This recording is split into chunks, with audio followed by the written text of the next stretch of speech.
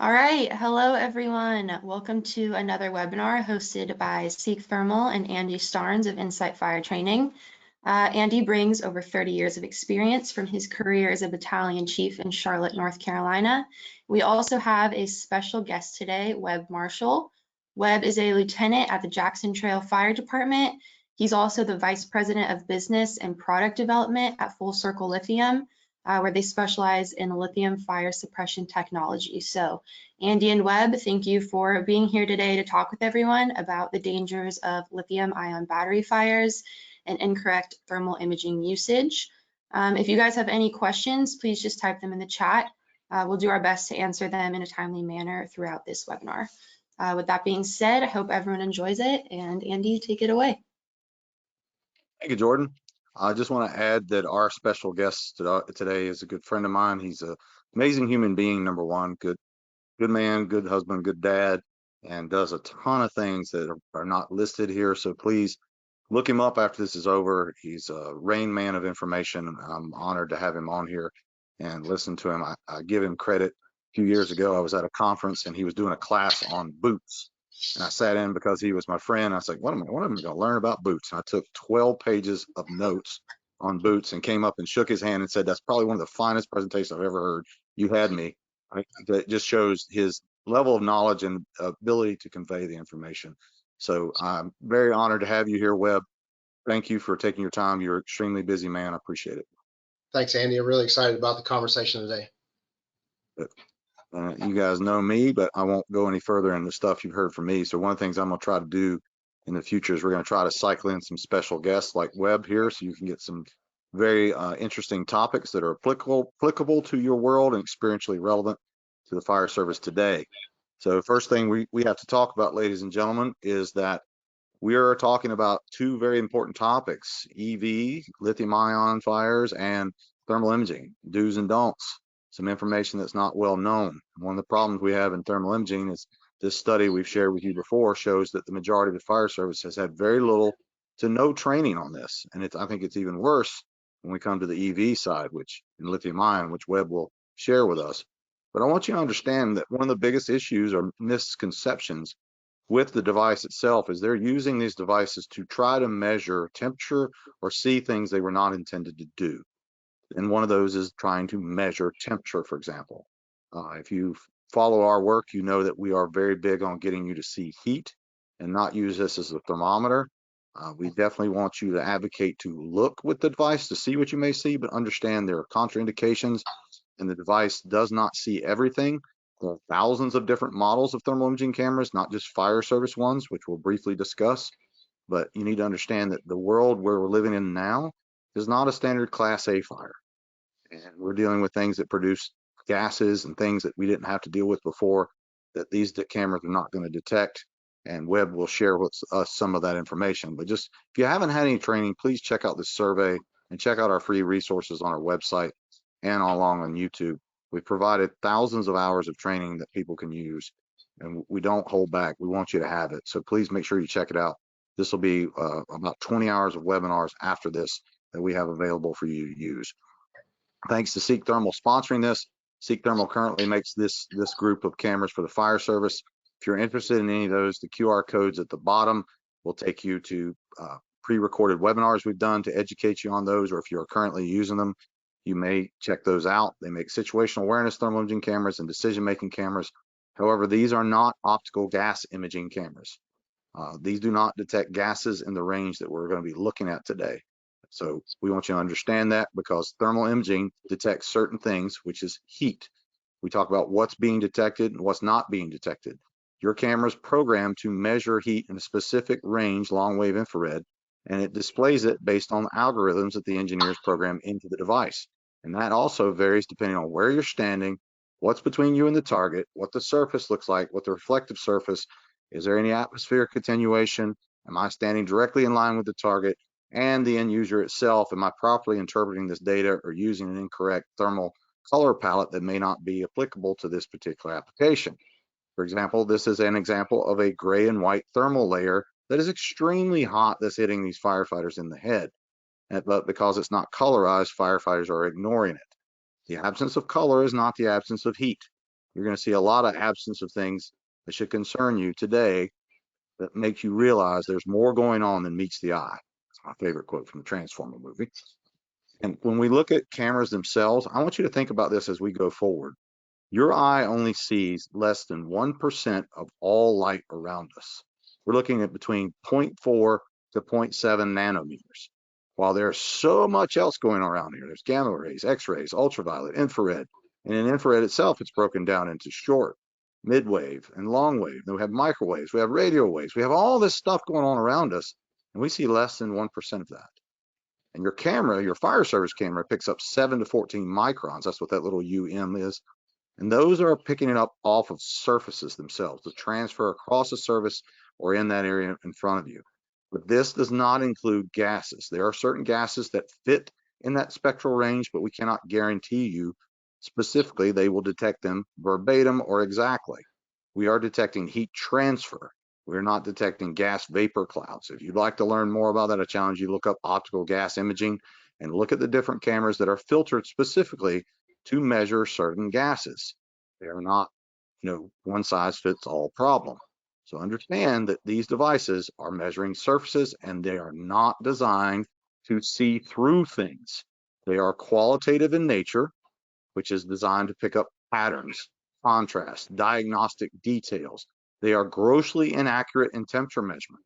In this picture here, where we're looking into a container in Germany, we have a spot temperature measurement of 91 degrees Fahrenheit, where if we read the actual relative heat indicator on the side, we're reading between 150 to 300 degrees apparent temperatures.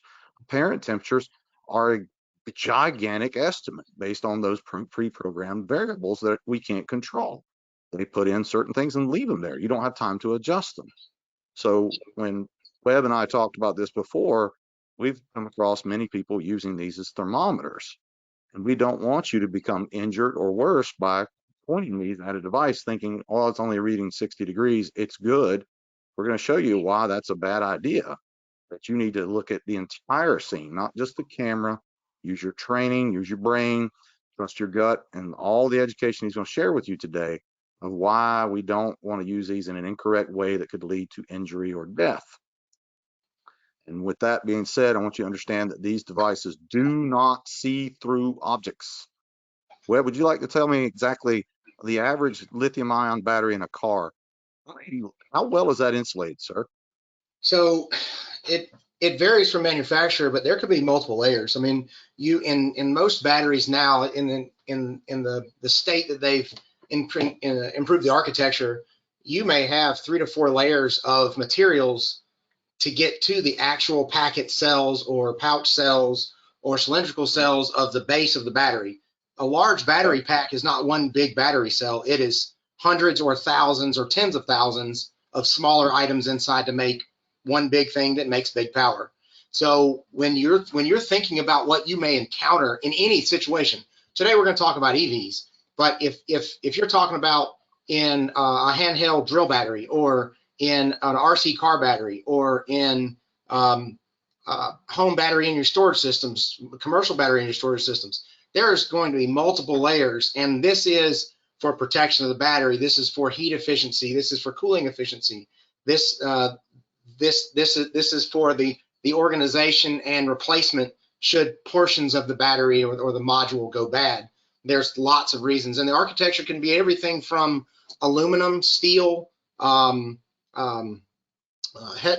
heavier brittle metals. You can have plastics. You can have insulating material. You can have low to medium expansion foams. You can have gels, and you can have some liquid cooling that can get in the way of what you may see. So think about it like this. If we looked at the outside of a house that is on fire, so a lot of what you discussed in the past, and you're scanning for size up, you may not see the heat signatures, but in small areas with less insulation. That's the same premise with a car with an EV battery. It's just in a different size package and a different shape. The problem on the inside still as dynamic as it would have been if it was on the outside. We just won't be able to see that a lot of times with the thermal imager unless it has gotten to a point where it is in runaway or it is showing itself with other things. And even in some of the videos and pictures that we show later, what you see on the thermal imager or the thermal imaging videos and pictures that we've taken in the burns, some of the burns that we conducted, is drastically different than what the visual the regular optical video is, because in the clouds that we find and that are created by these, and the gas clouds and the things, ultra fine particles, ultra and submicron particles compared to the 7 to 14 microns that you're discussing here. What you see is just massive amounts, hundreds of cubic feet per second or per minute of different types of chemicals coming out of these batteries that we won't see on the camera, but you scan up and you see very extreme heat signatures, but you pull it away and you look and you just see this big cloud. You know, you have to manage both and understand about how these are built, and then put all of that information together. This is a very dynamic scene in a small package. So I say small package. You know, a small package in the large vehicles, 10,000 pound batteries. In the a small package or a large package in the passenger car, 1,900 to 1,500 pound batteries, maybe a little bit bigger than that depending on the size of the vehicle. But if you think about what it takes to get inside of that battery, what it takes to see what's going on, it's going to be the overall scene characteristics, again, not some specific spot that you're looking at. Thank you. That's well said. And with that said, we want people to understand that we don't want you to not use these devices, but we want you to understand what they will not do, which is in this picture here, you see a 97-degree measurement down this hallway. We clearly see greater heat than that. But there are many things that can cause the camera to measure even the heat inaccurately, such as the shiny surfaces. Webb, how many batteries do you know of on EVs have skid plates or shiny plates on the bottom of it? Is that still a common thing occurring as well? Yeah, pretty much everything's going to have some sort of bulkhead plate because they are the outside of the vehicle in most cases. Okay. The ones that you'll see in the base of the battery pan is the base skid plate of the vehicle. Now they're extruded and built aluminum, so there's multiple layers, but in different cases, different architectures. And when I say architecture, the layering, the separation, the materials that's being used, when we say things like that, that's what we're talking about. So we're talking about plastic dividers versus aluminum dividers versus steel dividers. You can, I mean, in some cars, the battery separators are stainless steel sheet metal. Formed sheet metal. Some is plastic separators. Some is aluminum dams that look like little pyramids that separate the batteries, the battery propulsion modules.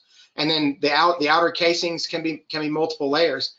Like I said before, it's a myriad of information. There's so many places online to learn about this, and the best places is some of the best places to learn about what we'll see in the worst situation is for the people that work on and repair these things in the automobile industry. A lot of what I've learned has come from that. But when you talk about the materials, it's all going to have to, especially in the areas that it will be, it's got to be pretty. If you have this big, ugly utilitarian thing, consumers won't buy it. So it's going to have to meet what the vehicle looks like. These vehicles looks like stuff from the future. When I was a kid, everything looked like space shuttles. Now cars are moving to that direction. So when what you see on these, you'll have lots of very highly reflected surfaces that are just going to give you a false sense of security if you don't see or you're interpreting information properly. Well, and that's one of the things I wanted to ask you about, because I've read some training manuals from various organizations stating firefighters to crawl underneath this or lift the car and point the camera at the battery, which to me is extremely inaccurate and dangerous to do so. Whereas from the videos you've shared with me, you don't want to be that close. And what's your thoughts on that? So my thoughts on that is how science is performed for the gathering information way higher level than what we're doing, right? So when you go to a laboratory at Underwriters Lab, for example, Fire Service Research Institute and the Fire Protection Research Foundation are conducting a suppression project at this time. It's an ongoing project. There's a lot of really cool things. For them to measure the heat signature and the information around this battery, they have to put thermocouples in the battery case to actually see what's happening. If you point a thermal imager and try to get a surface temperature on something that has at least 2 to 3 layers, it would have to be so hot and so thermally conductive on the other side to give you a signature there that you've destroyed the other half of that battery because of what's left. It doesn't take much. Think about how much it takes, and Cars aren't built like they used to, but think about how much it takes to melt an aluminum can. Yes, And sir. you can melt, I can burn a hole in one side of the aluminum can, can't see the heat until I get the flame to the other side of the can, but the fire was still intense on the other side, no matter what I did.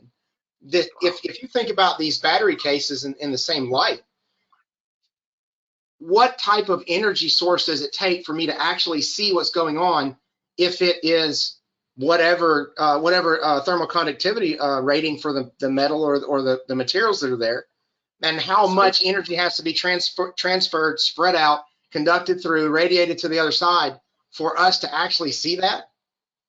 We're way too far in the game. At that point, we're not getting good information, and we're not doing something that is progressive. That's a very reactive stance. Reactive puts you in a bad situation a lot of times. We need to stay on the proactive side of this thing to keep it from the most dynamic situation that it might be, because that's going to endanger us, our equipment, citizens, another vehicle, you name it. It just makes the situation worse. Well, and that's another thing is that these vapor clouds that come off, as you talked about, we're not going to be able to detect them with a camera, but these vapor clouds are extremely flammable and somewhat, in many cases, explosive.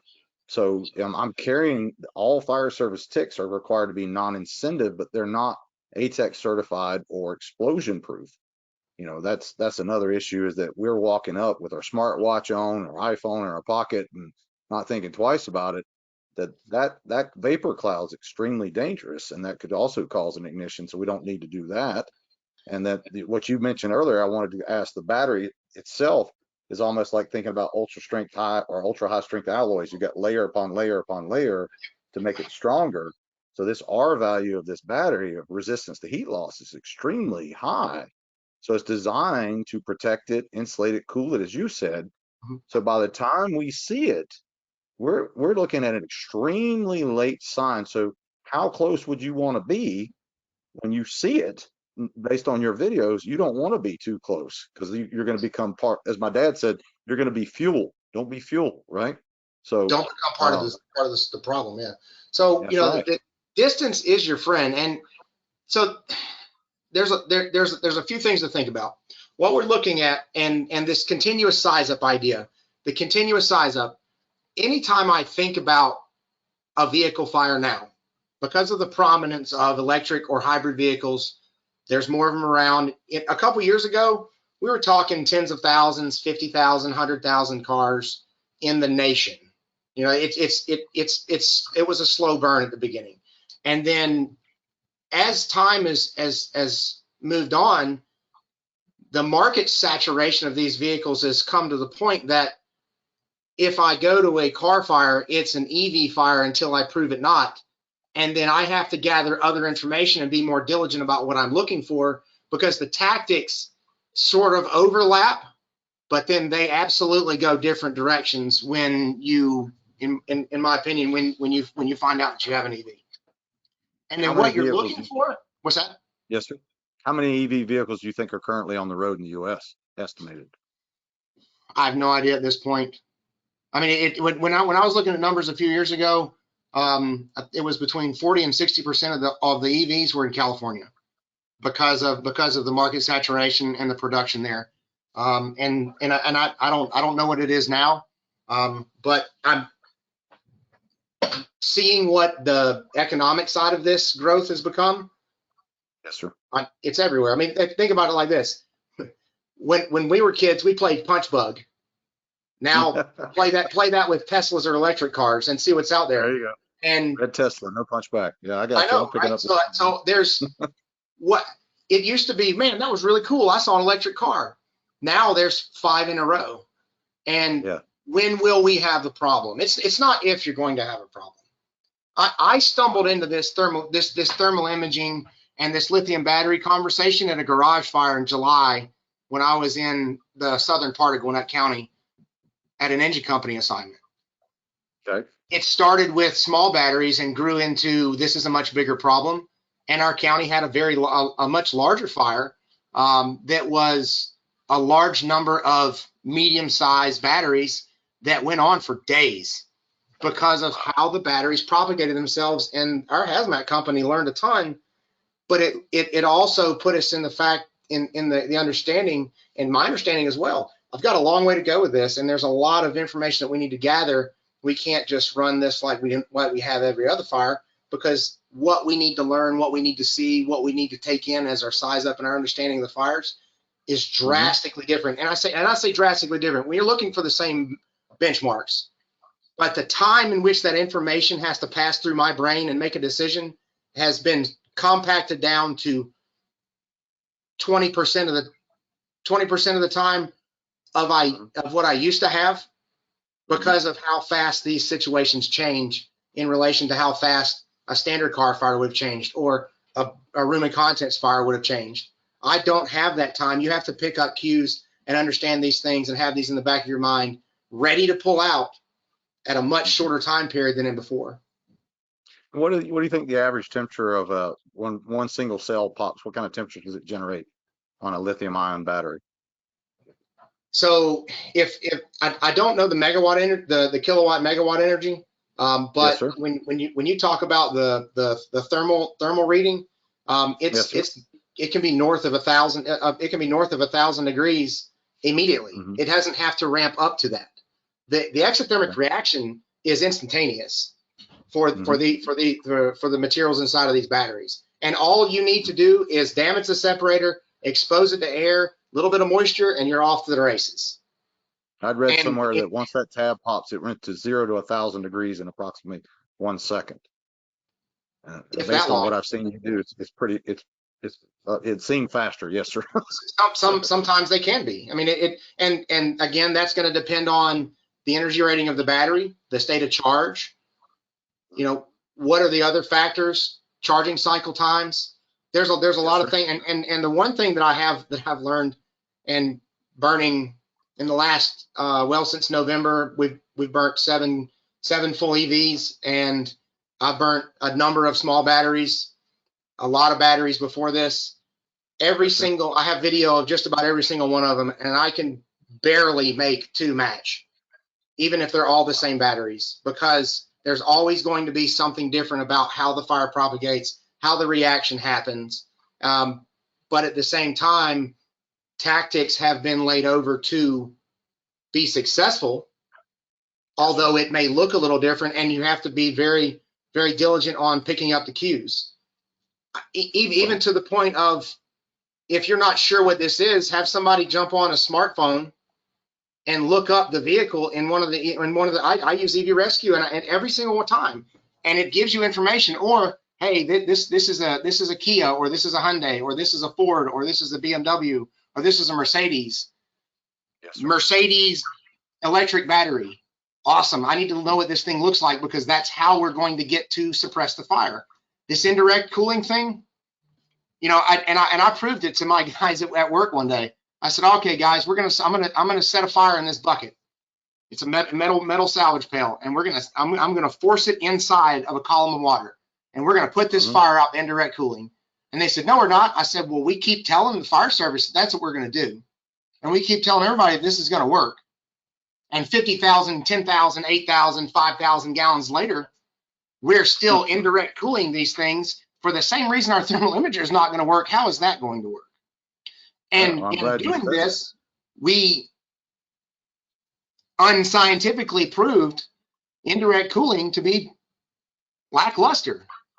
There's other ways. If you add a lot of water, you are also creating more of a vapor cloud in some cases, where you spread some of that around. Yeah, absolutely. I mean, if we're talking massive amount, you're talking explosive, massive amounts of hydrogen fluoride, organic acids, VOCs, SVOCs, a ton of fluorinated substances. We worry about PFAS in this country, in the fire service, and in groundwater. My gosh. Yes, sir. The amount that's coming out of these, the amount of fluorinated substances coming out of these batteries when they go into a sustained exothermic reaction, thermal runaway, is astronomical compared to anything that we've measured in the time that it takes for these batteries to combust.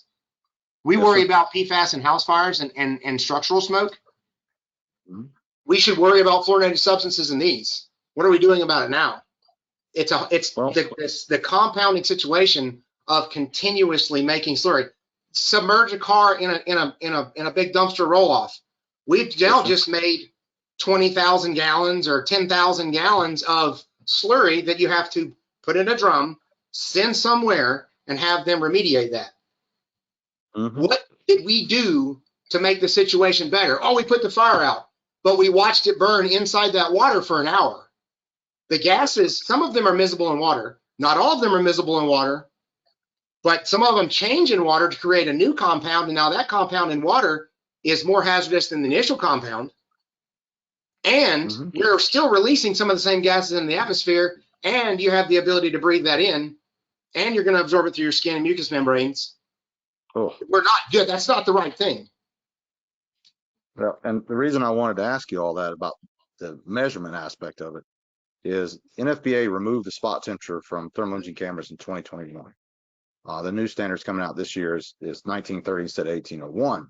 But one reason they did that was due to 3 line of duty deaths that it was cited as a contributing factor.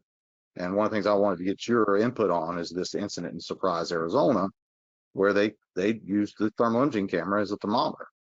And, you know, there's some signs in this, but what's your thoughts on this as far as what occurred, and what feedback could you give the end users of approaching an incident like this, like approaching any type of lithium-ion incident? This is a really terrible situation.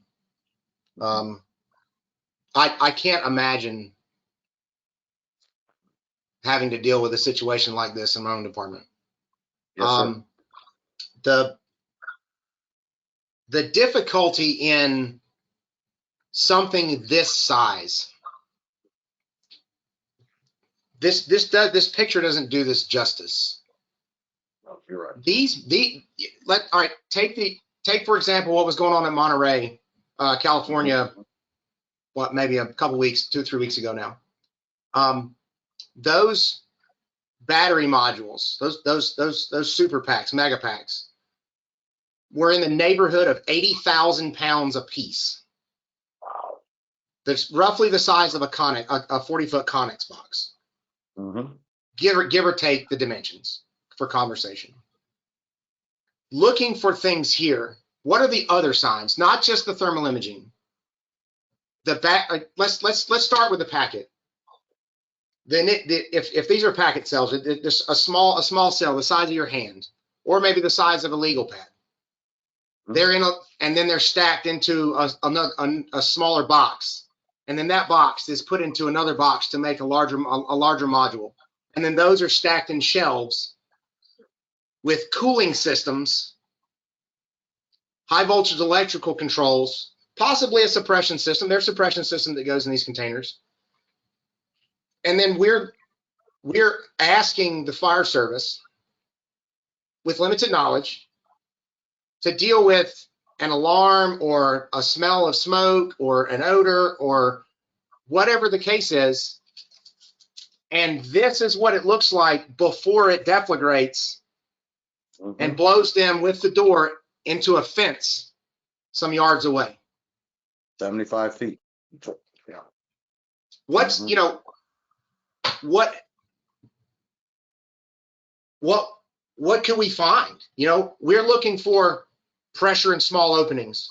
We're odd odors. These batteries have this very odd, sweet, pungent chemical odor that comes off. You know, a long time ago when I was taking a hazmat class, they said, if you smell this, cyanide. And I'm like, oh God, I don't ever want to smell cyanide. I'm scared to death of this.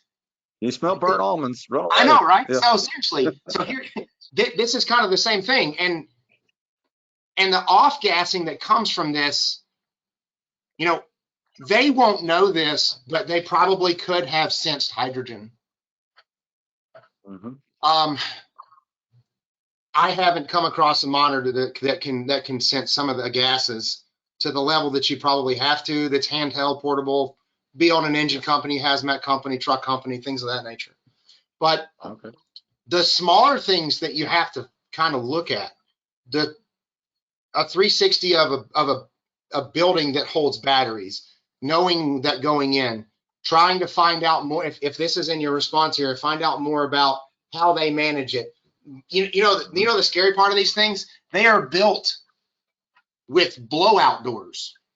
Yes, sir. If a case of something is built to manage pressure, overpressurization, it's immediately a red flag that we have to do a lot more size up, a much more in-depth due diligence research about what we're getting ourselves into because of how they engineered safety mechanisms into a machine that could kill us. And it's not a standard house fire, and that's why we should stop. It never will be. And we need to quit approaching as such. So, but the lack of training in one device and the lack of education in these, as you said, they're being forced to respond to it. Fire departments across the nation is not at fault. They're being, this is outpacing our knowledge and our training, and basically guys and gals are going to get injured and killed if they're not careful. In this case, 3 were not killed, thankfully, but they were knocked unconscious and injured. By the grace of God, they were not. So. Well, and this is going to happen. Man-made things fail. These systems, it's not just that I ran one of these years ago at a server farm in Gwinnett, and the company called them geopods. It was about the size of a Conex box, had blade storage for batteries, melted a couple of them off, suppression system, did a little bit about what it did. Didn't know a whole lot about it. 8 or 10 years ago, it was not as prevalent as it is now. But that was a backup system to the electrical grid for a server building, server warehouse. And these things are around. Photovoltaic systems have these, and it may just look like a control house at a solar farm. Probably has a large amount of batteries inside. And so back up to this.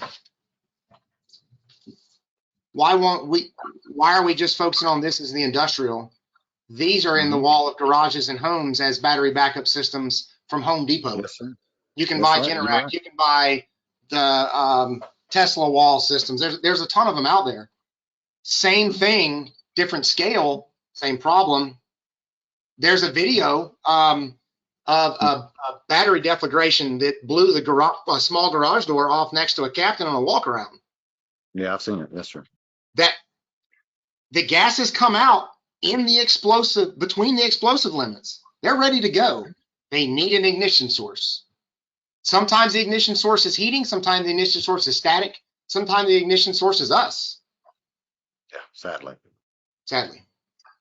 So with your knowledge on that, as we get into your expertise of suppressing this, let's start with something small. So we talked about something big. This is correct me if I'm wrong, this is you experimenting with a laptop, correct? It's a small packet battery that would be used for a laptop. Yeah. Okay. Packet battery. Okay. Yep. How easy would it be to extinguish this? But how dangerous is this? What would be your input before we move into the vehicle fire side of this? So scale is everything. If you're exposed to a battery fire, or if you're going to a battery fire, is it one small cell, or is it a lot of cells, or is it huge packs? First thing, small, medium, large. What's the problem, right? There is heat coming from this. All this was a small damage. We poked a small hole in it with a brad nail and burned and burned a battery. It's only like this big, right? And with what comes off of this, again, you're seeing the heat signature. There was a cloud that you couldn't see this on the ground. We're talking about a battery twice as thick as your cell phone, about as big as your cell phone. And it made enough smoke that it would fill up a garage. Wow. And I say smoke, exhaust gas cloud, if we want to be technical, right? Yes. So everything coming off of this is dangerous. Dangerous levels of chemical exposure, respiratory hazard, skin contact hazard. It is acidic. It is high concentrations of carcinogenic things. Yes, sir. And it will do this and stay hot and produce its own heat for minutes or hours. If you want to cool this off, you can throw it in water. But it will continue to do this in the water column. If there's nothing to inhibit the chemical reaction, it will continue to combust in the water column. It is water reactive. Now, it's not water reactive like the old 3rd grade experiment with sodium in water, which was awesome, right? My first exposure to things blowing up in fire. So like, blew my mind, wanted to know more. So when you get into the battery conversations, you know, there's a video in Lake County, Florida. There's a gull-wing Tesla burning underwater for an hour. Yes, sir. Salt water's worse. So when you want to stop this, you have to have something to cool it, absorb the energy fast enough, right? And stop the reaction. Well, It's very difficult to stop the reaction and see. So, and the other thing about it is, where is this going to be? Okay. Is it charging on a shelf? Is it in a device? Is it next to another battery? Is it going to coat everything in a room and then light off, and then the room's growth progression in the bell curve of up to fully developed? It didn't start here. It jumped halfway up and then started there.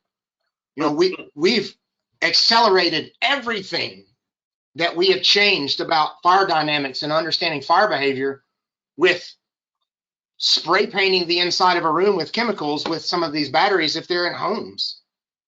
The UL videos prove this. The FDNY work proves this. The FDNY's numerous amounts of fires that they run. And it's not just them. That's a densely populated area, so we see it. They're all over the country, all over the world. But it's not just what it is and what it takes. I learned about this. We were overhauling a garage fire.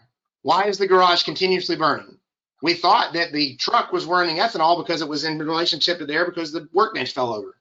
It had nothing to do with that. We found out that it was an exorbitant amount of drill motor batteries for power tools that we had to take out and put in a drum outside, and they still bubbled. I've had batteries in water baths for 4 days, this big, still releasing hydrogen, where you could take a torch and light the bubble of hydrogen as it pops out of the water. Wow.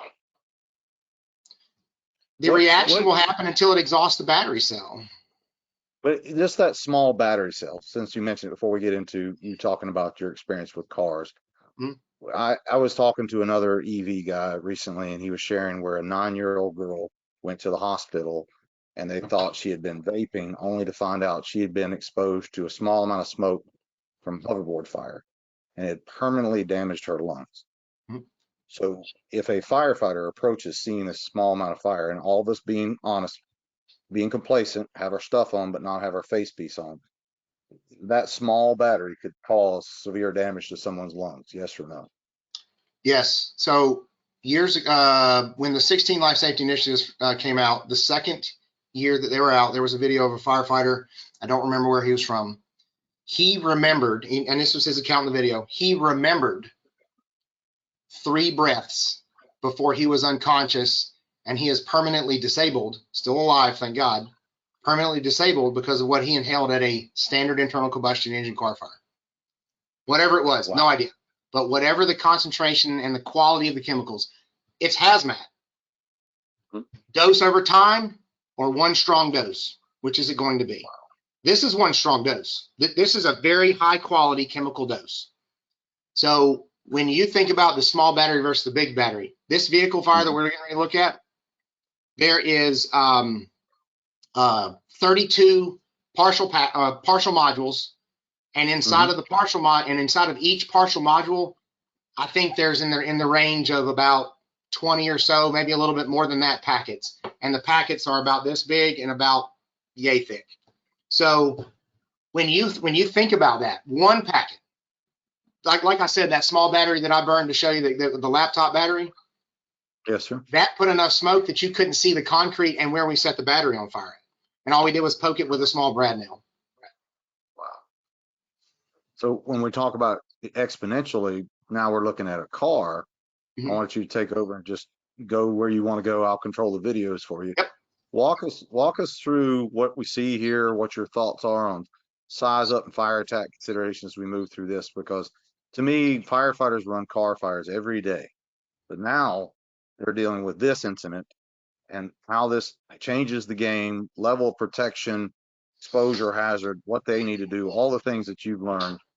Share with us as I'll start the video. You can just go to town, feel free, Okay. let me know what you need. I'll be here to help you. Yeah. So first of all, this is a Kia EV6. This was a brand new car. It had 36 miles on it. This was the second charge cycle ever. 100% charge on this car. And what you can't see is in the regular video, you can't see the side of this car for the amount of smoke coming out of this vehicle.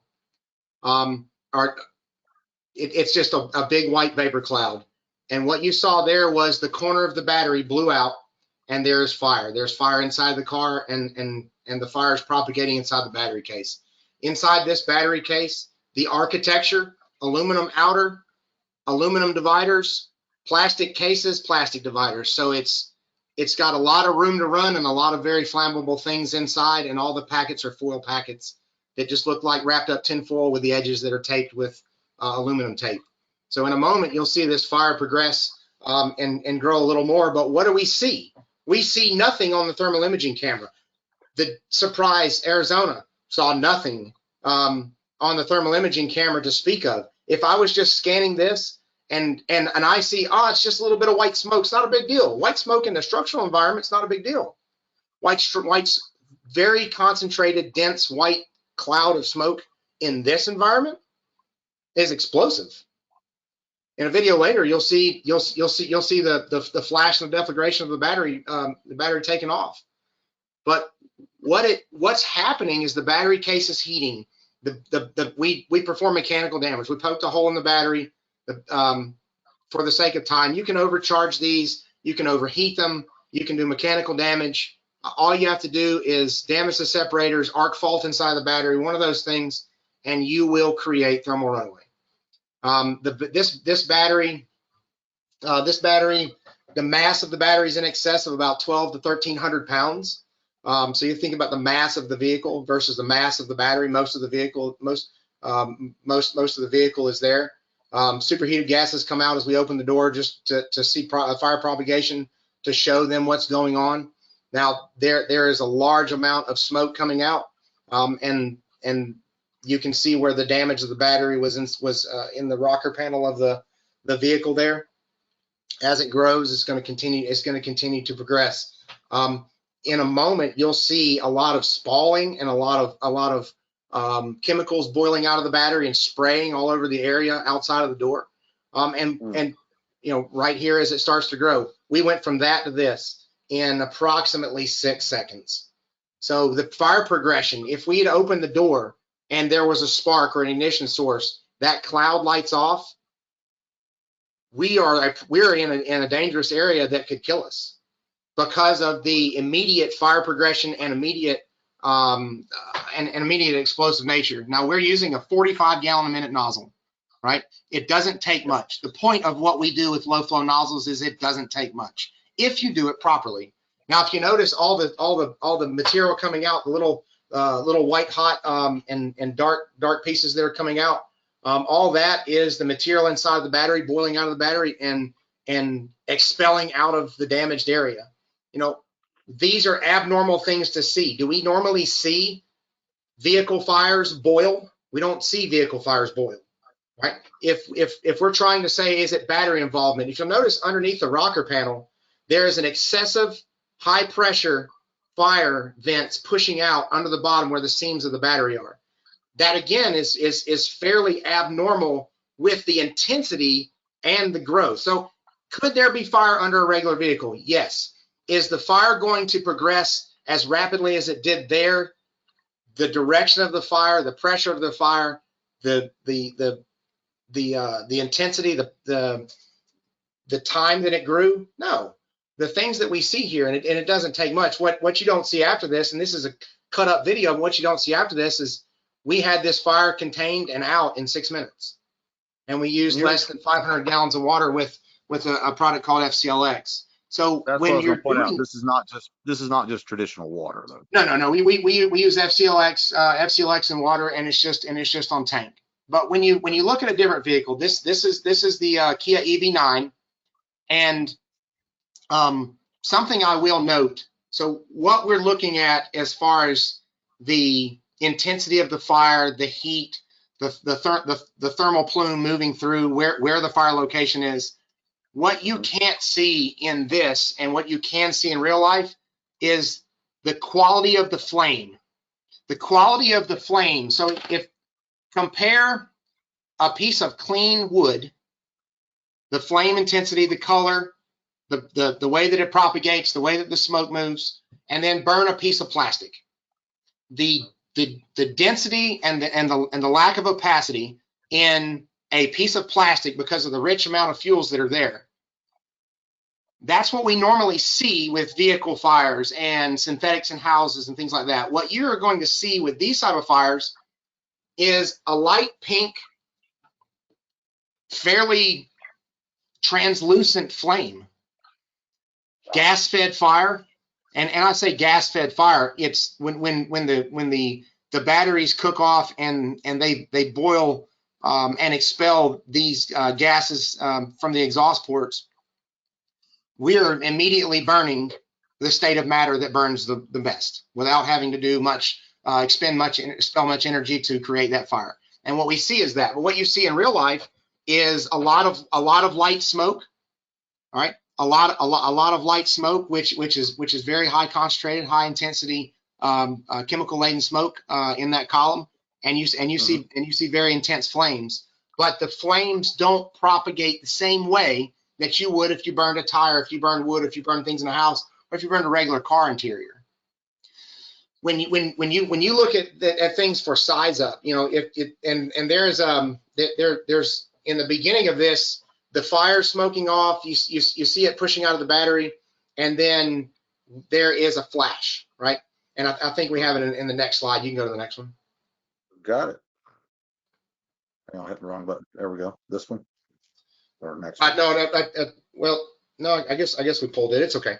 But in the beginning of this, it goes from a small flame. In the beginning of that vehicle, it goes from a small flame out under the rocker panel, right in front of the rear wheel. And then the gases light off because the amount of collected heat energy ignites the gas cloud. There was no fire. There was nothing but other than smoke production. Yes, sir. So what you might see coming up is high pressure vents that look like steam. It is dense like high quality steam. It's not going to be until it moves into the flaming production phase like it is here. You're not going to see dark, dense smoke. Once it gets to this point, you will, because it's going to start combusting other things. But the rapid growth, sir. I said the key that you with suppression though is you identifying that and trying to get it into the area where the battery is exposed. Is that correct? Absolutely. So if you'll notice under the wheels, and there's some pictures later we'll show you of this battery pack actually, what it looked like before the fire and what it looked like after the fire. Yes, sir. You can put water into vents. How do we find vents? Well, we can find vents by looking at the response guide. And some of the response guides show you where vents are. Some of the response guides tell you to put water in certain places. Some of the Kia response guides tell you to put water in battery openings or battery vents to help cool the propagation of the fire inside the battery case. Some say don't do that. You may make more fire. Well, if it's on fire, my opinion is put the fire out, right? If we make more fire, or if we don't do this and we let it go, you know. Before we get into the phase of the fire, there's one thing I wanted to throw out. You know, yes, I've told you, sir. No, go ahead. I'm sorry. I've said already that, you know, we've put these fires out with 500 gallons or less in 5 to 15 minutes. There's count them on the internet. The suggestion of a lot of suppression guides right now says between 2 to 5,000, 5 to 8,000, 5 to 50,000, 5 to 10,000. The ranges are all over the place. I think everybody's throwing stuff at the wall and seeing what sticks. But if you put the water or your suppressing agent, whatever you're using, in the right place, and you manage your attack strategies and tactics properly, then you're going to save battery. You're going to put it out before the rest of it goes. Now you may be asking, why do you want to save battery? Well, we want to make the fire better than it is now. We want to take that timetable and move it backwards. So we want to stop the propagation. We want things to go. My counter to that is, if it's going to take 2,000 gallons of water, I've never seen an engine. I've seen tenders and tankers that have 2,000 gallons of water. By the way, I say tenders and tankers. If you're wildfire, don't give me a hard time, because ones have wings and the other ones don't. I get it, right? So, but if you're looking at engine companies, what engine company carries 2,000 gallons of water? Are you in a place, is this going to happen on the interstate where there is no water supply? What's the further repercussions of, man, it's going to take us 6 hours to put this car out? The optics of a fire department not being able to put a fire out, to me, is appalling. But the optics of everything else that surrounds the time that it takes to flow 2,000 gallons a minute out of a hand line, 5,000 gallons a minute, 8,000 gallons a minute. I've heard as much as 50,000 gallons for one car fire. Now, my counter is, the time that it took to flow that much water, the battery consumed itself and the fire went out in spite of what the fire department may have been done, albeit well intended. So in that respect, I think there is a better way to look at this in phases. And a few of us have traveled, and we're trying to pass education, pass on knowledge, things that we've learned, ask a lot of questions everywhere we go. What have you done? What have you heard? What have you learned? I just want to be a sponge and try to figure these things out. I've just been lucky enough to be in the right circles, in the right places at the right times, to have the opportunities to do these kind of things. But if you think about it in phases, so phase one, standard fire tech, we are assuming this is an EV until we're proven otherwise, right? This thing is guilty of being an EV until it's not, because the EV is going to be the most difficult thing we have to deal with. Even if you're talking about other alternative fuel vehicles, if you're talking about hydrogen vehicles, if you're talking about ethanols that are complicated, but we have really solid ways to deal with those things. The EV side, the technology has well surpassed our capabilities in the fire service to be able to knock this out confidently. Not competently, because we can do that in the fire industry. Confidently. I think the issues in the industry is the confidence of what we can do, because we're just not sure about this fire because we don't know enough about it yet. It's still in the infancy of our learning. The research projects, my God, they're still ongoing. I'm part of two projects, one here in the Southeast, and one I'm participating with one at Iowa State University as well. The one here with NC State, Illinois Fire Service Institute, the Fire Protection Research Foundation, and we're studying chemicals, and we're burning small scale, bench scale, what they call bench scale fires, and then medium scale, light mobility, and then large scale, full scale vehicles. So we're trying to learn a bit about this. That's two projects. There's a suppression project going on. There's a couple other projects at other universities happening. There's very few. If you research actual papers that give you information about this in the world, there's not that many that are out there. There's a lot of things out there that have done data linkage and peer review studies on the papers that were written, but there's very little information in the scheme of the fire service in the world to draw from. There's more daily, but but we're behind the eight ball. So how do we do this? The phase of fire attack. Our standard engine company operations is where we need to hold ourselves accountable. So if we look at what we're doing, right? If we go out, a standard engine company with the amount of people that are going to be on the standard engine company, you'll see in all our pictures and videos, it is a one person, one line, with usually it's me and one other person. One of us has the nozzle and the other one has the thermal imager. That is how we operate and put these fires out. We want to show people that it doesn't take an army to put out a vehicle if you are competent and confident in what you can do. So if you do find that it's an EV, we need to make sure that we're looking for openings, looking for access. So if we just fight this like we have always done it, hit the tires, hit the ground around, focus on where the fire's coming from. The fire's coming from the battery case. Yes, you can put out the seats and the furnishings on the inside, but the fire's coming from the battery case. And just cranking it up, lifting it up so you can squirt under the bottom.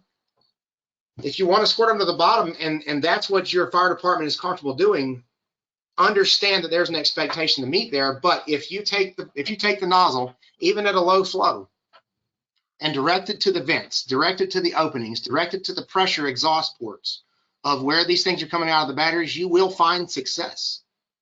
Use the thermal imager, find where you're there, and then align what you see without the tick and what you see with the tick, and then direct your efforts there. We don't just flow, open the nozzle and flow until everything goes away. We'll knock down a crowd of fire, step back, look, see what changes, go to that spot. Knock down a crowd of fire, stop, see what changes, go to another spot. And then we'll continue to move in that direction. That's been very successful for us, but that's our phase one.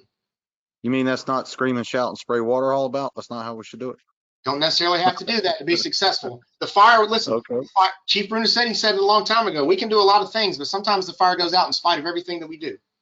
That's right. Amen. God bless. So phase two, if you need to buy time, if you need to isolate, if you need to give yourself a little bit of breathing room to set up another operation or to expand into a different tactic or strategy, isolation or removal is a good idea.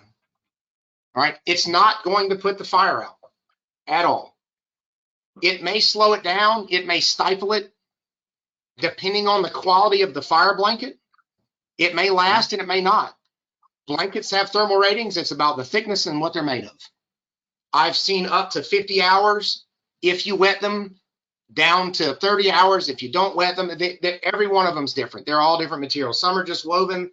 Some are this rubbery heavy membrane with that coats a woven material. That there's every make and model.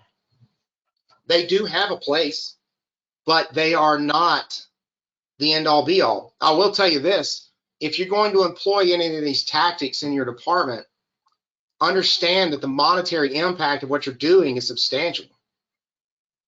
If you take an 80-pound blanket, 20 by 30 piece of material, and cover up a vehicle, you have now thrown that away and have to figure out how to recoup the cost.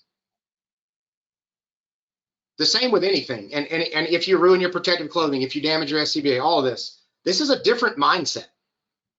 If we have to isolate this, and this is what you're doing, you still have to monitor the rate of rise, right? How fast is the thermal environment changing tells us about what the battery is doing. It's not just, oh man, it's still 500 degrees. It could be 500 degrees 8 hours from now. Is it ramping up over a tiny piece of time, or is it slowly growing? That's going to tell you about what's burning or if there's still energy. The one thing about battery fires is there has to be electricity, there has to be energy for it to be the flamboyant thing, the most extravagant fires that we've seen in the videos. If there's no energy, it will burn. Don't get me wrong, it will burn. The things are still bad, but it's a very lazy, slow-growing fire most of the time.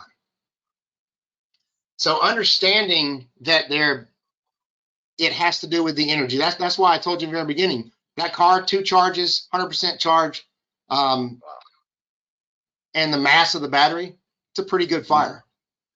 Yeah. Same thing what they were doing here in this one. They were burning an EV and then showing that they could stop suppression activities to cover it, to give time, to buy time. These do not stop fire progression. You have to understand that this is not how you put a fire out. Well, since you mentioned that, there was a fire in Charlotte recently. Oh yeah, and you have an EV blanket video. But there was a fire in Charlotte a couple days or a day or two ago in a parking garage, and to get everything in place, is that a place for a blanket? It has to do with access. If you can't get it around it or you're trying to isolate it, it's just another way. Think about houses, right? We have to relate everything to what the fire service understands. We don't need to recreate everything and reinvent the wheel here, right? If we can take a fire and put it in a compartment, can we control the fire in the compartment? We are good at that. The American Fire Service can put things out in boxes because we fight house fires every day. If you take this and compartmentalize it, you can fight the fire. Compartmentalize it in the battery case. Compartmentalize it in the passenger compartment. Compartmentalize it because of time or whatever the outside influence is with a blanket. And then you have to still fight the fire, but it gave you time to set things up if that's what you have to do. It's just another way to go about it. But seeing what you may see, This thing that you see here, that thermal signature, will destroy that blanket, and the blanket does nothing for you, possibly in a short period of time, depending on how you manage that situation.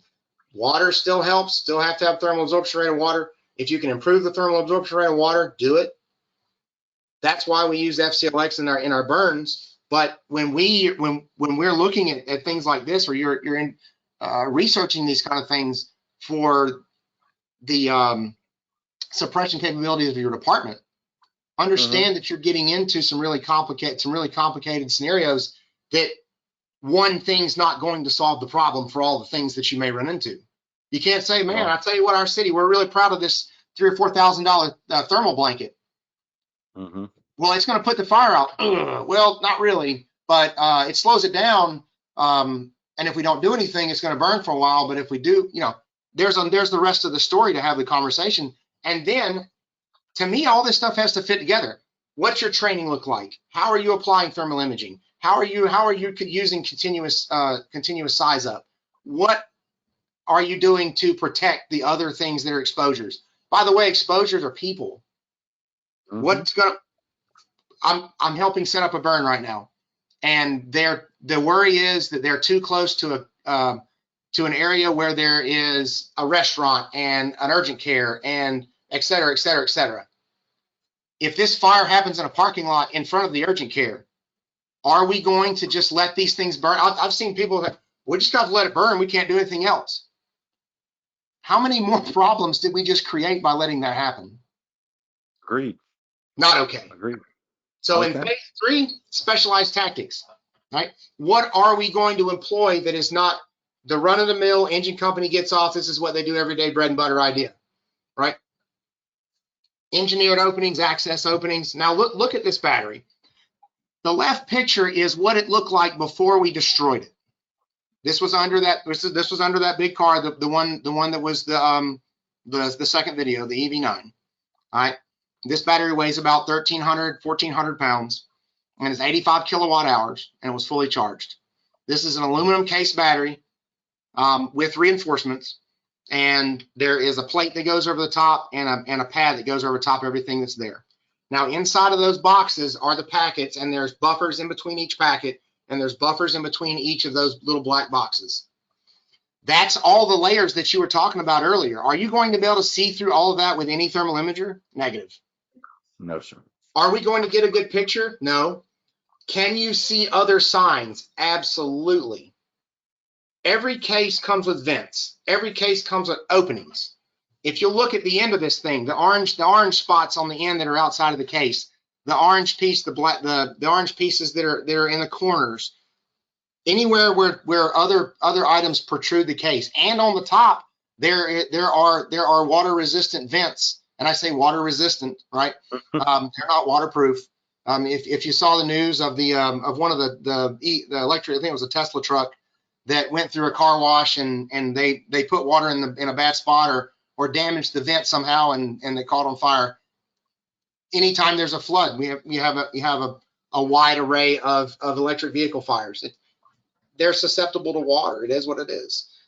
Creates arc faults. Heat can't dissipate. You name it. But also, what you need to notice inside of these things, you need to know about the architecture is there is cooling systems. The cooling systems can be ribbon tube that is run between there. It can be cooling heat sinks that are in between batteries. The Rivians have cooling plates in between the stacks of batteries.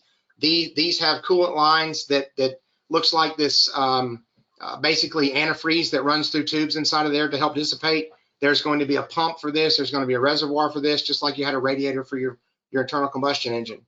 There's a lot of systems that mimic what we have in regular vehicles in this as well, which you will also be able to see with some of the things coming out to help you identify different fire issues. You know, if you see, you can see hot liquid boiling out of something, or you see things pushing, you know, there are other signs that are indicative of electric battery vehicles, whether they're plug-in hybrids, battery EVs, long range hybrids, long range EVs, things like that. But then how are we getting access to this? You know, the pictures on the right, those are damaged areas where we put water to knock the fire down and get it under control, right? but access is still the enemy. There's lots of places here that are small openings. You look at the top picture, there's dark areas. The battery case opened itself, and because of the fire, and then we were able to put water there. But there are other ways. Why in some areas are they piercing battery cases and other areas not? Manual piercing nozzles. Is there a risk of shock? Is there a scare of electrical hazard? There's electrical hazard. This is a 500 to 700, maybe an 800 volt battery at 85, a max potential of 85 kilowatt hours, but each packet may be 13 volts, and much less. But where is the danger? So we have to understand electricity. Also, there's automated systems and then high pressure cutting. You know, the high pressure cutting systems, the ones that you see overseas that are now making it to North America, give access to places where we couldn't put ourselves. Right. The Rosenbauer system's been around a while, and they use air pressure to drive a spike and then flood it with water. You know, that they all have had different measures of success. But what is the worry? You know, I've seen hazard statements in the manuals. Don't puncture the battery. You could cause a fire. There's a risk of electric shock. Well, AC power and DC power is different. The one thing that we need to understand about some of these specialized tactics has to do with understanding electricity and understanding what the potential of hazard is inside the battery. And then all of this is going to have to fall back to a risk-benefit analysis. So what is our gain from doing this, right? What's the situation? Let's put it back in front. Let's put it back in front of the in front of the row of businesses or the urgent care. You know, how long do we want this to progress, or do we want to put this? You know, I've got a friend of mine that works for Pfizer, and they don't want these anywhere near because they have lots of potential of dangerous things to happen. What about hospital situations? You know, how long are we going to do this? Now, understanding about the energy, you know, the AC versus the DC, we have to have a conversation about ground path. So ground path, the connection between the positive and the negative for the energy to discharge somewhere, right? There's also been questions about arc flash. For arc flash to happen, there has to be an arc gap. All right. If you're talking about an arc flash, think about what we've seen in the electrical industry with regards to large switch breakers and things like that for buildings, different phase power. That's can be very dangerous. There can be a large gap to create an arc. Have you ever seen some of the videos, the line workers working on that? Large gaps, large static fields, the large arc flashes, and they can be excess of 2,000–3,000 degrees, right? Now, if you're thinking about this here, the AC is seeking a ground. The AC power is alternating currents is seeking a ground. The ground contact is generally the person or whatever gets it back to Earth. All right, DC is different. The electricity is electricity, no matter how we look at it. It's a flow of electrons. All right, but if you're thinking about the DC power, what's the ground path? Have you ever been working on a vehicle or working on a lawnmower or something and sparked off a wrench on your battery? That's DC power. Now, if you took one finger and the other finger and put one post to the other, is it going to hurt you? Probably. Could it burn you? Yes. Can you take a wrench and touch both of those things and in the middle, it arc on the wrench on the left side and the right side and it not hurt you? Probably. We've been trying, and I'm going to continue to do it, to arc out these batteries and measure electrical flow. I haven't yet. Now, if you touch the positive and the negative connector of the high voltage cables, the big cabling in the center, the big orange cablings, the flat bars are just bus bar connectors, right? Okay. But if you touch those, or this big orange plug at the very end sticking out of the battery, there are two blade connectors that go into the battery. That if I took a piece of wire and connected one to the other, that is a good potential for me to hurt myself. But if you punctured or used openings to continue suppress, if there's a spark, you have a low potential, but the potential is there. All I'm saying is other options are available to us if we look at this in a technical mindset to figure out what we're dealing with, how are the dangers mitigated, and why are the warnings there? Some of the warnings in the response guide says don't puncture the battery, you can cause fire. Well, if we're responding to a fire, now what? You know, I just question those things, you know. But and the other part of this is with respect to education out in the fire service. What is the background of the message?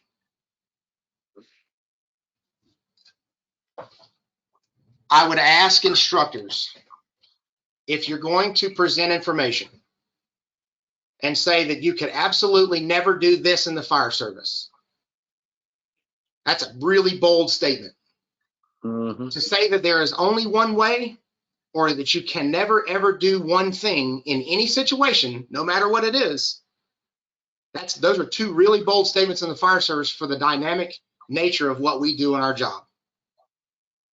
True. That's the same thing with the piercing nozzles and this mechanical. We've got to get the solution there. And then the chemical contaminants, you need to mitigate these. You have to deal with it. It's very acidic. It can damage. It can hurt you. It can damage your protective clothing. Decontamination. There's a lot of conversation about that. But the specialized tactics, to say that we can't go down this path, it's a bad idea. Everybody says you can't do it. I'm working with 2 vehicle manufacturers to do it. Well, since you mentioned it, Webb, you say specialized tactics, would you also advocate that this level of phase of fire attack would be more of the highly trained individuals do this, not someone just figuring it out, correct? Correct. The amount of due diligence it took to figure out where we wanted to set this battery on fire was hours and hours and hours of research and look and videos and manuals to figure out where things are, pictures of the inside, figuring out where the location was in the vehicle, just to pick the right spot to create mechanical damage. Outside of that, now we're working on general areas for fire suppression overhaul. In most battery cases, think about it, where do they want the most vital components to be protected? In the middle. Are they going to put the most delicate and highly energized thing on the outer edge of the vehicle where you have crumple and crush zones? I haven't found a single battery construction that has yet. The notion is that there are areas that we could do this safely. So when we get into thermal, yeah, absolutely. So when we get into the thermal imaging side, we have to compare what we're looking at. And earlier I talked about, do regular vehicles boil? This vehicle here is blowing liquid and melted contaminants out of the battery case and out of the car from a burn through vent. Now the battery case of this one and the battery case of the other one, they're both aluminum cases, and it doesn't take much to melt it. It takes little heat to go through it, so they're going to give you a pretty cool show pretty quickly. But if you look on the left, we did the damage ourselves. That's right on the edge of the rocker panel to create the fire, right? So is this possible going down the road? Absolutely. An electric car runs over a piece of metal on the interstate, pokes a hole in the battery. Same thing. How do we figure out where what we're going to see? What you don't see in the left picture is you can't see the door because of the white cloud. What I can see with the thermal imager is a highly pressurized vent. That's a highly pressurized exhaust vent about the size of a golf ball-ish. So you're advocating using the TIC to basically guide your stream then, correct? Absolutely. That is the way to do it. Perfect. So you could, even if you, let's say someone didn't have a TIC or one not available, or whatever the case is, you could still accomplish fire attack because visually you would be looking for higher pressure exhaust. The thermal imager makes us more efficient. It's a tool. It's a tool that makes us more efficient if we utilize it properly. And then it's not the spot temperature, it's the rate of rise. The difference in the picture on the left and the picture on the right, 30 seconds. Mm-hmm. So what you see on the right is the deflagration, the explosion of the gases that were being collected on the left. One spark, enough aggregated heat, Mm-hmm. and the picture on the right happens. And the key to this too, I want people to understand that just because your camera reads 1,025 degrees does not mean that's what the temperature of that environment is. That's what the dynamic range of it is. Correct. You know that these temperatures could exceed, pushing 2,000 degrees in some cases. So Very much so. we want them to understand that these are qualitative devices, just allowing you, as you so eloquent said, guide your efforts and help find the problem when you have that vapor cloud or high heat. Yeah, oh, absolutely. I mean, and we're taking in information for better decision making. Mm-hmm. Better decision making creates better outcomes. Agreed. So as you do all of this, Mm-hmm. the information, you're good. As you do all of this, it's the aggregation of information. Mm-hmm. What are we taking the time to learn about EV fires, electrical battery energy storage systems, wherever you might find these? What are we doing to change our mindset about what our capabilities are? What are we doing to help drive our departments? What are we doing to help drive the training environment? What are we doing to help understand the research process? And what are we doing to understand the danger in the community? What's the hazard assessment of your community for these? Do you have these in parking decks? Do you have parking decks? Do you have high concentration areas? Are you near an airport? Some of the highest concentration of EVs that I've been able to learn about are at airports, because there's huge rental yards and there's electric vehicles that airports use, and you name it. They have more per capita, if you want to say that, of those things at some airports than you may find at any other place other than a place that makes electric vehicles. Agreed. They have them daisy chained together, parked right next to each other in massive storage areas. Yes, sir. Good luck with that one. It's just like in the maritime industry. Mm-hmm. I don't want to do that. Yeah, China had 55 buses side by side. The one went right after another, burned them all up. Yeah, And the batteries that they put in those, some of them are made in South Carolina. 900 to 1,700 pound modules up to 10,000 pounds. They're everywhere. They're everywhere. Well, in closing, with all the information shared, you've obviously put a lot of time and effort in this. This is just a small snippet of it. Where would you go for the people who are watching if they want to learn more and if they're just as fascinated by this and wanting to help their departments out or get more education? Where would you send them? Where would you start? If you started over, Webb, where would you go? So start with emergency response guides. Okay. Start with blogs about, and I look at Firehouse, Fire Engineering, Fire Rescue One, Fire Apparatus, all the different trade journals that are out there. And NFPA, the NFPA website has all of the guides listed in one giant category. There's 700 or 800 of them at this point that you could run across in the United States. And that's just vehicles. That's not including all the other things that are out there. There are apps. I downloaded one the other day, EV Rescue, on my phone, and it gives you can type in, you can search, and it will let you see everything in the response guide. And the response guide is not just first responders. It has second responders and salvage, which is a whole nother conversation about what we may be getting ourselves into. The Fire Service Research Institute from UL, with their fire research, the Fire Protection Research Foundation under NFPA's research arm projects. There are FEMA projects. Homeland Security has a ton of resources on if you start searching for lithium battery response. TEEX has a huge project. University of Miami is working on. I mentioned the project with NC State, Illinois Fire Service Institute, and Iowa State University are working on some. There's some work out of Arizona. There is a ton of resources, and generally, if you want a good spirited conversation, just go argue with people on Facebook. If you really want to learn, I know it's hilarious, right? But if you really It want to is, learn right. about what you're doing, get into some of the more vetted sources. You know, I've reached out.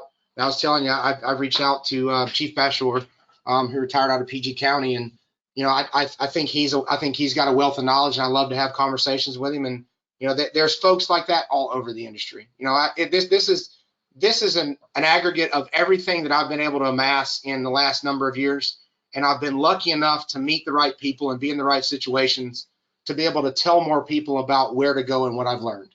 And I hope that it helps someone make a better decision. And it's an open book. Anything that I've learned, or can I learn more? I'm ready to go. But but I would start with those resources at least. Well, good. And how would they contact you if they want to reach out to you for questions? I've got a couple emails. wmarshall@fullcirclelithium.com or wmarshall@ffcancer.com. I'm currently the director of research for the Firefighter Cancer Foundation, and I'm in charge of research and development for Full Circle Lithium for lithium battery fire suppression. And either one of those is the best way to reach out. Anything that I can do to help anyone in the industry with respect to thermal imaging, with respect to lithium battery fires, or chemical research, chemical protective clothing, things along that line that fall into this. That is what I now do. I was a full-time firefighter with Gwinnett County, had an awesome almost 14 years with them. And after 24 years in the fire service, pretty much paid, now I'm a volunteer and part-time, and I'm dedicating my time to chemical research and lithium fire, basically energy fire suppression, to try to move the needle forward and help folks learn. We lose you?